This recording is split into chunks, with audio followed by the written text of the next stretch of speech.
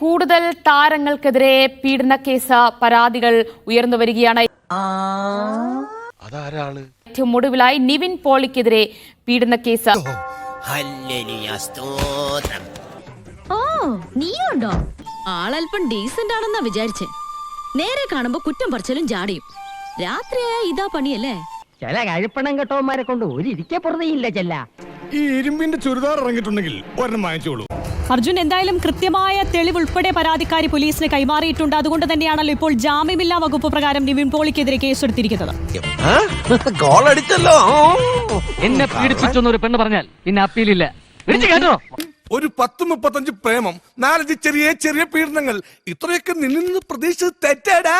ഈ നാടിന്റെ ഈ അവസ്ഥയ്ക്ക് കാരണം ഇവന്മാരെ പോലുള്ള ഇരുകാലി മൃഗങ്ങളാണ്. ഇവരെ മാതൃകാപരമായി ശിക്ഷിക്കണം.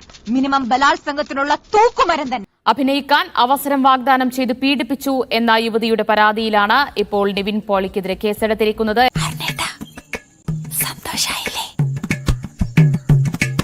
വിഷമിക്കാതിരിക്കും. ഇതിലും വലുത് ഏതാണ്ട് വരായിരുന്നു. ഇങ്ങനെ തീർന്നെന്ന് കരുതിയാ മതി. നിന്റെ ബെസ്റ്റ് ടൈമാ. വേണമെങ്കിൽ ഒരു ലോട്ടറി എടുത്തോ, ചിലപ്പോ അടിച്ചാലോ. ഹലോ, എന്താ ഇത്ര വൈകിയത്? ഇടി നിർത്തിയാലല്ലേ വരാൻ പറ്റുള്ളൂ. ഈ സംഭവം നടന്നത് ദുബായിലാണ്. അതുകൊണ്ട് തന്നെ അത്തരത്തിലുള്ള ചില വെല്ലുവിളികളുണ്ട്.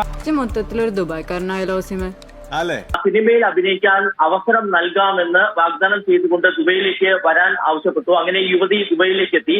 ആ ദുബൈയിലെ ഹോട്ടൽ മുറിയിൽ വെച്ച് പീഡിപ്പിച്ചു എന്നുള്ളതാണ്.